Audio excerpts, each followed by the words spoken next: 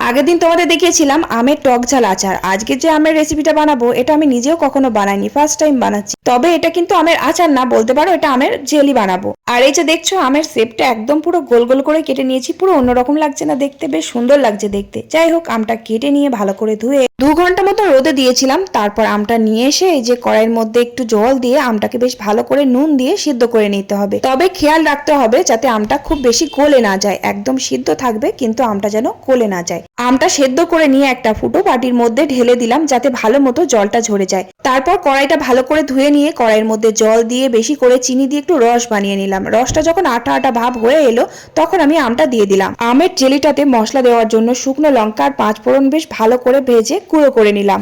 আমটা রসের মধ্যে দেওয়ার পর বেশ ভালো করে ফুটিয়ে নিয়ে এইরকম শুকনো শুকনো করে নামিয়ে নিতে হবে। তারপর উপর দিয়ে মশলাটা ছড়িয়ে হালকা করে নাড়াচাড়া করে নিলাম। ব্যাস, আমের জেলি আমার রেডি। আমি একটু টেস্ট করে দেখলাম, বেশ ভালোই হয়েছে। তোমাদের ভালো লাগলে একটা লাইক করো। টাটা।